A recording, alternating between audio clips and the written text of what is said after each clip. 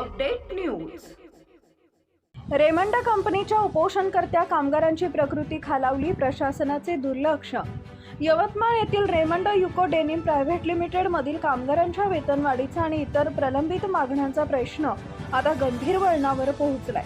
आपल्या मागण्यांसाठी आझाद मैदान इथं गेल्या 3 दिवसांपासून 18 फेब्रुवारी 2026 पासून आमरण उपोषणाला बसलेल्या 9 कामगारांची प्रकृती आज मोठ्या प्रमाणात खालावली आहे। वेतनवाढी संदर्भात कंपनी प्रशासनाने अद्याप कोणताही ठोस निर्णय न घेतल्यानं कामगारांनी अन्नत्याग केलाय। सततच्या उपोषणामुळे वेदराज झोंबदे, सचिन देशमुख, हरिहर तायडे यांच्यासह सर्व 9 आंदोलकांची प्रकृती चिंताजनक झाली असून त्यांच्या आरोग्याचा प्रश्न ऐरणीवर आला आहे।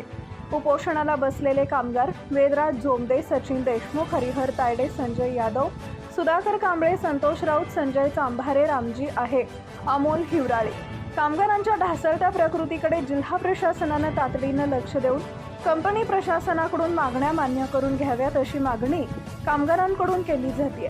अन्यथा उद्भवणाऱ्या परिस्थितीला प्रशासन जबाबदार राहील असा इशाराही यावेळी देण्यात आला आहे। माझे नाव वेदिका मुरसुपरकर। माझे पप्पा रेमंड कंपनीमध्ये एक साधे वर्कर म्हणून काम करतात। त्यांनी मी आता 11th आहे, JEE करत आहे। यवतमाळमध्ये चाललेल्या आकाशमध्ये पप्पांनी माझी ॲडमिशन करून दिली।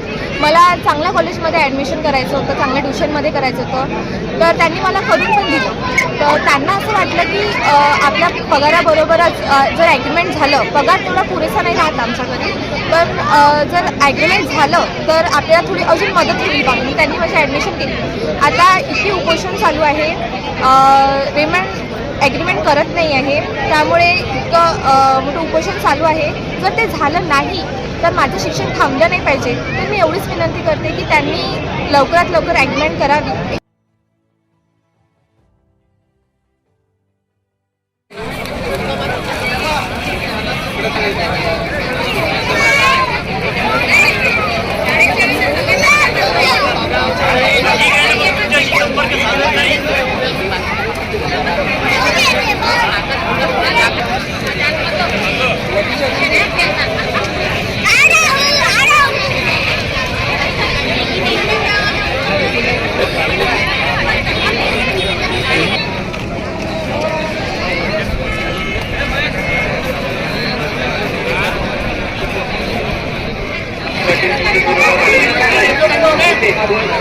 बोल start. Raymond UCO denim private limited Yavatmal येथील आम्ही सर्व कर्मचारी आहोत आणि 1 एप्रिल 2024 पासून आमचा जो करारनामा आहे वेतनवाढीचा तो प्रलंबित आहे आणि आमच्या मागण्यांसाठी आम्ही मागे जुलैमध्ये 11 दिवसाचा संप केला होता, पण त्या संपामध्ये पण आम्हाला न्याय नाही मिळाला आणि आम्हाला फक्त खोटी आश्वासने व्यवस्थापनाकडून आणि आमची जी मान्यताप्राप्त संघटना आहे त्यांच्याकडून आम्हाला देण्यात आलेली होती। आजपर्यंत आमचे जे मागणे आहेत ते पूर्ण नाही झाले, त्याच्यामुळे दिनांक 18 फेब्रुवारीपासून आमचे 9 कामगार जे आहे ते आमरण उपोषणाला इथं बसलेले आहे आझाद मैदान यवतमाळ येथे आणि त्यांच्यासोबत पूर्ण 1800 कामगार आणि त्यांचे फॅमिलीज म्हणजे आमचे बायका, आमचे लेकरं सोबत आम्ही इथं आमरण उपोषण करत आहे आणि जोपर्यंत आमच्या मागण्या पूर्ण होत नाही तोपर्यंत हे आमचं उपोषण असं चालू राहणार आहे। आणि आमचे जे प्रमुख मागणे आहे ते वेतनवाढीमध्ये 7,250 रुपयापेक्षा जास्त आम्हाला वेतन पाहिजे। दुसरी मागणी म्हणजे या आंदोलनामध्ये आमच्या 9 कामगारांना पहिले निलंबित केलं गेलं, मग नंतर त्यांना बडतर्फ केलं गेलं, डायरेक्ट सेवेतून त्यांना बडतर्फ केलं गेलं।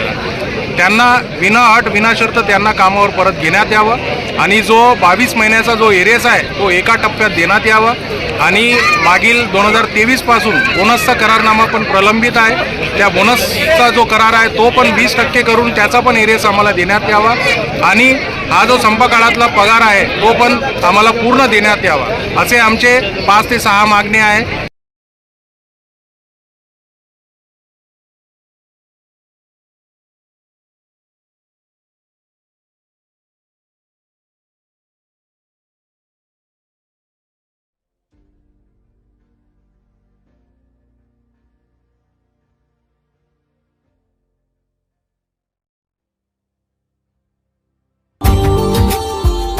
Subscribe now and press the bell icon. Never miss an update.